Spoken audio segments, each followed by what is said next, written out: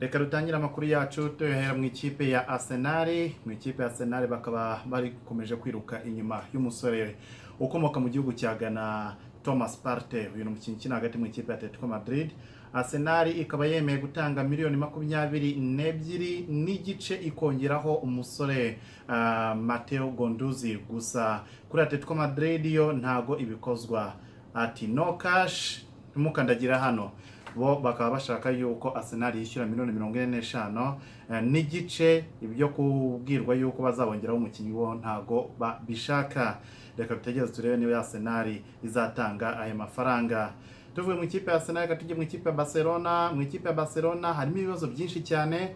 Ubu none bigezweho nuko umusore wabo ukina hagati ukomoka mu gihugu cya Brazil, Arthur, akaba yamaze guhamagara mu ikipe ya Barcelona ababwira yuko atazagaruka muri iyi kipe. Ni nyuma yuko yararagiye mu kiruhuko mu gihugu cy'iwabo cya Brazil nyuma y'uko shampiyona isojwe. Ikipe ya Barcelona agomba gutangira imyitozo ejo bundi ku munsi wo kuwa kane bitegura imikino ya Champions League, ariko uyu musore akaba yababwiye ati rwose nta gahunda mfite yo kugaruka. Ibi akaba bivuze nyuma yuko uyu musore n'ubundi yamaze kumvikana ikipe ya Juventus aho agomba kwerekezamo iyi shampiyona nirangira kuri miliyoni 66 z'amapaundi. Reka tuvanga twerekeza mu gihugu cy'Ubwongereza aho baraye batoye umutoza w'umwaka mu bihembo bitangwa n'abatoza na association y'abatoza, iyo bise ngo ni League Managers Association. Iri ni ishyirahamwe ry'abatoza bishyize hamwe bategura ibihembo bahemba umutoza witwaye neza mu mwaka hariya mu byiciro bitandukanye mu gihugu cy'Ubwongereza. Muri Premier League iki gihembo cyahawe Jurgen Klopp, umutoza w'ikipe ya Liverpool, nyuma yuko ashoboye kwihesha igikombe cya shampiyona ku nshuro yayo ya mbere nyuma y'imyaka 29.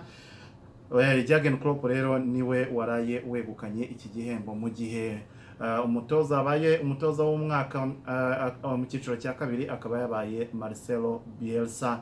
Uyu mugabo akaba yarakoze akazi katoroshye aho yashoboye kugarura ikipe ya Leeds United ayigarura muri Premier League nyuma y'imyaka 16 yose idakandagira mu cyiciro cya mbere.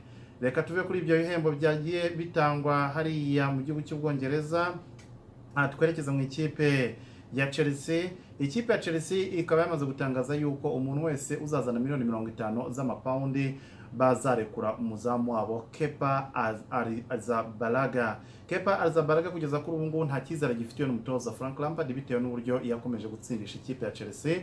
Ikipe ya Chelsea rero irashaka kumurekura kugira ngo irebe uburyo yamusimbuza undi muzamu. Mu bazamu arimo kugenda bavugwa bashobora gusimbura uyu Kepa harimo umuzamu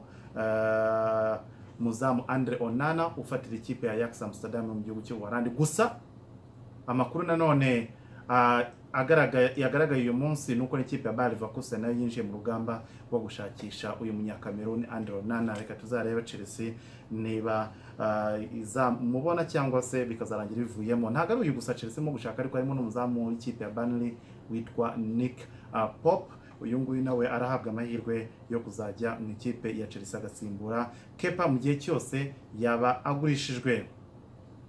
Reka tuvaho ngaho twerekeza mu ikipe ya Liverpool. Ikipe ya Liverpool nyuma yo gutwara igikombe cya shampiyona isa nkaho irimo kugenda itakaza bamwe mu basore itazakenera umwaka utaha.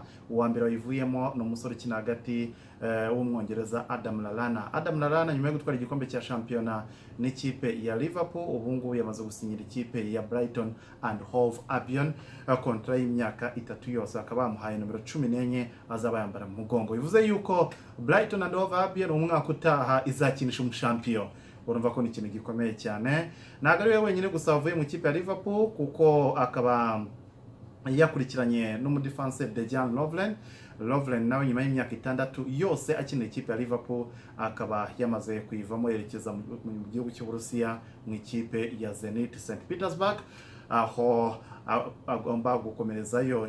Yaramaze imyaka 6 mu ikipe ya Liverpool. Dejan Lovren yaje mu ikipe ya Liverpool avuye mu ikipe ya Southampton aho yakina ikipe ya Liverpool imikino 186. Kubera kubura umwanya wo kubanza mu kibuga bikaba ari byo bimuviriyemo guhindura ikirere.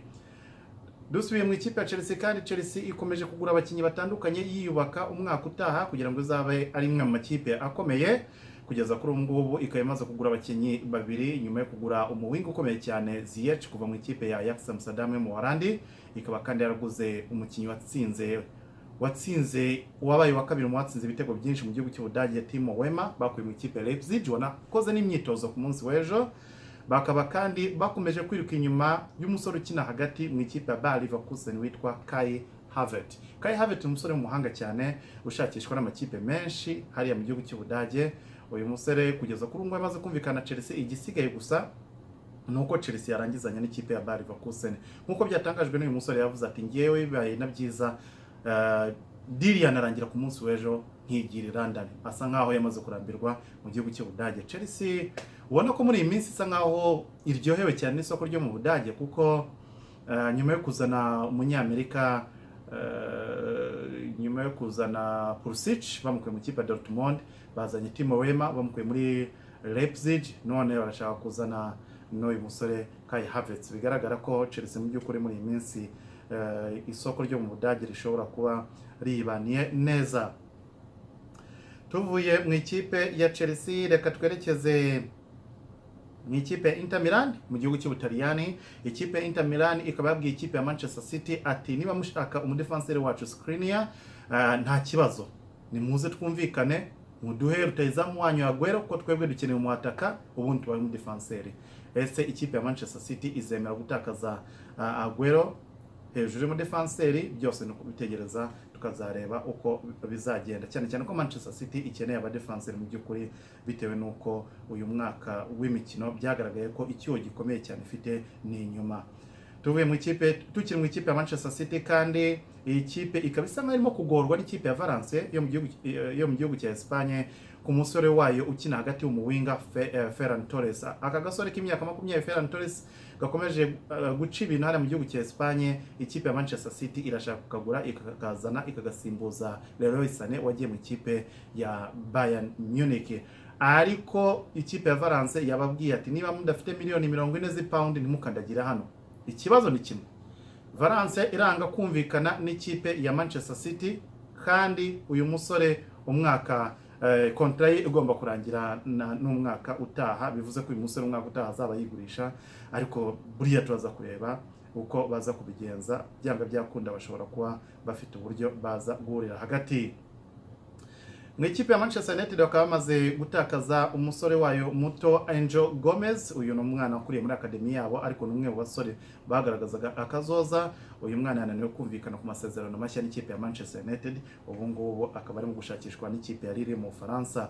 Uyu musore gusa benshi bayemeza yuko ikintu kimukuye mu ikipe ya Manchester United gishobora kuba ari amarozi.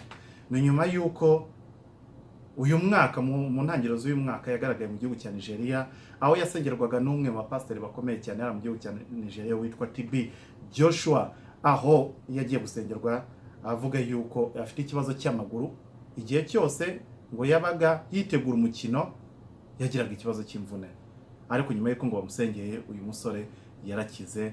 Banza ariyo mpamvu yanze kongera amasezerano mu ikipe ya Manchester United kugira ngo batazongera kumuroga nk'uko we yabyemezaga. Tuvuye aho ngaho reka twerekeze mu ikipe ya Borussia Dortmund. Borussia Dortmund ikaba yateye utwatsi ikipe ya Manchester United ku musore Jadon Sancho, aho Manchester United yari yatanze miliyoni 89 zose z'ipaundi ishaka uyu musore mutoya w'umwongereza.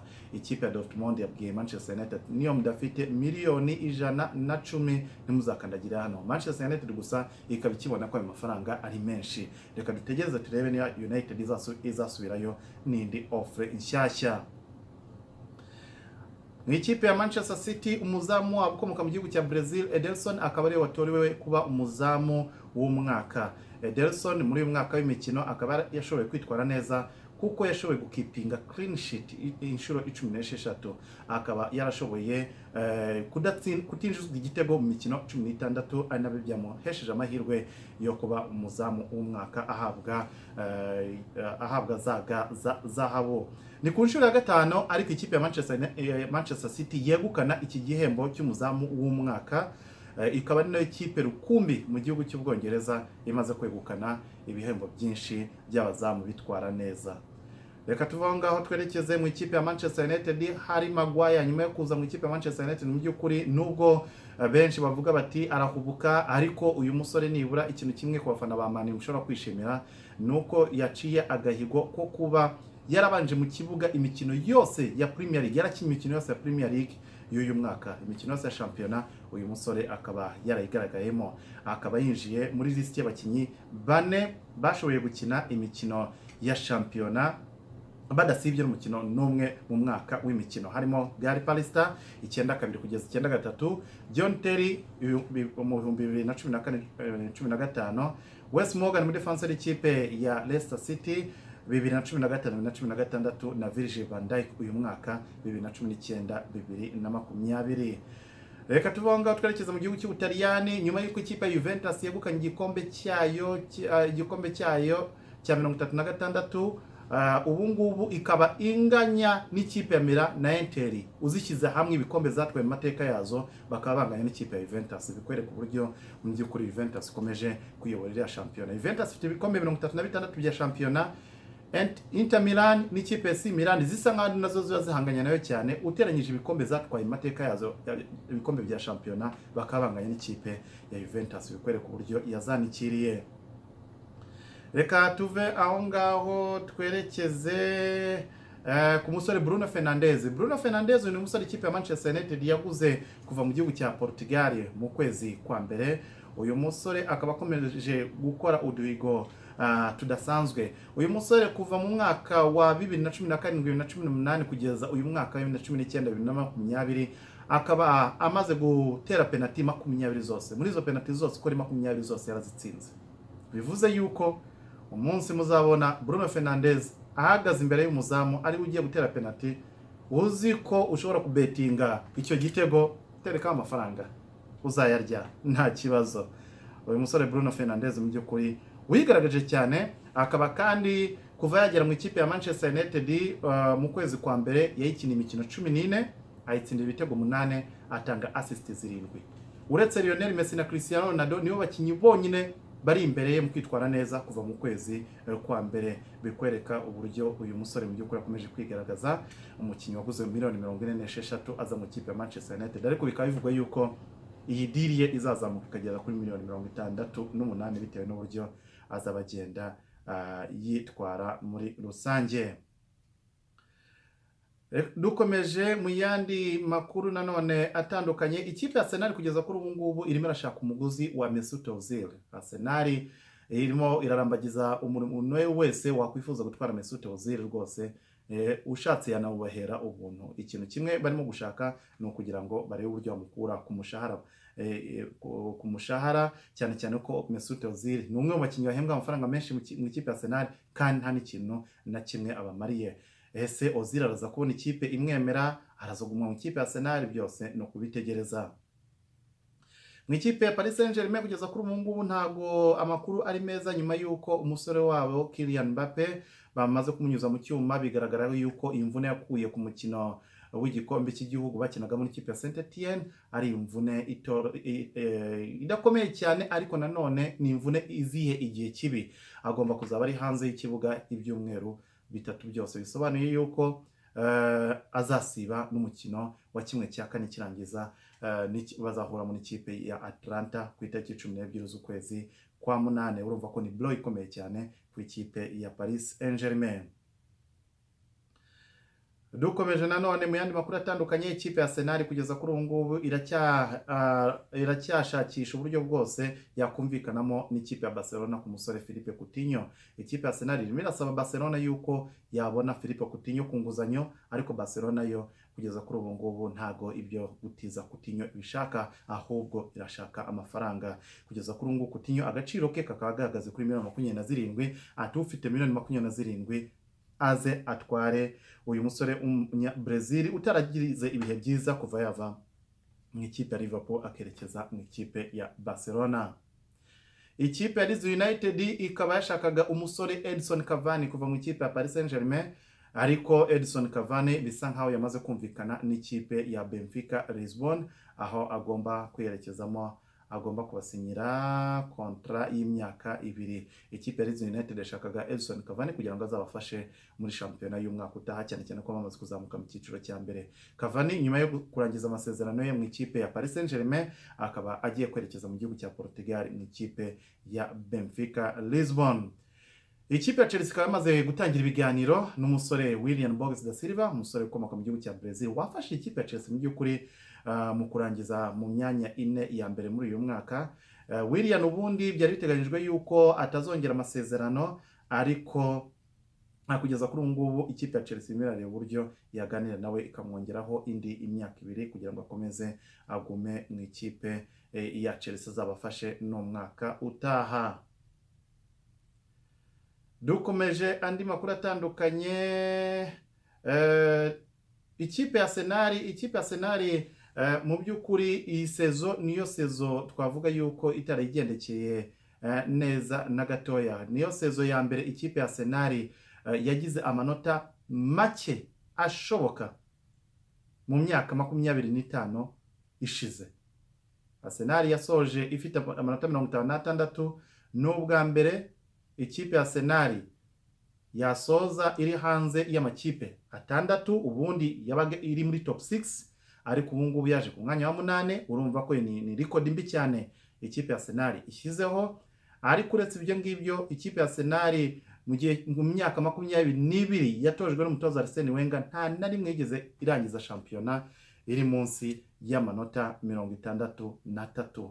Kuri inshuro rero ikaba yarangije ifite amanota 56. Bivuze ko mu by'ukuri Arsenal yitwaye nabi cyane. Wa mugani umutoza Arsene Wenger 2013 abafana ubwo bamutukaga cyane nibwo yigeze kubabwira ati you will miss me when I'm gone, ati muzankumbura ningenda. None nkeka ko abafana ba Arsenal mushobora kuba noneho murimo gukumbura ibihe bya Wenger kurusha ibi bihe murimo. Tukivuga mu kipe ya Arsenal, David Luiz uyu mwaka w'imikino yateje penalty 5 zose. Penalty 5 zose zaturutse ku musore David Luiz. Uyu musore mu by'ukuri akanagayigo kabi ashyizeho muri shampiyona yo mu gihugu cy'Ubwongereza, cyane cyane ko yarushije amakipe 10 yose muri shampiyona mu gihugu cy'Ubwongereza. Harimo amakipe nka za Liverpool, za Manchester City, za Newcastle n'izindi zarangije shampiyona mu mwaka wose zidashoboye guteza na penalty 5. Ariko mu defense y'ikipe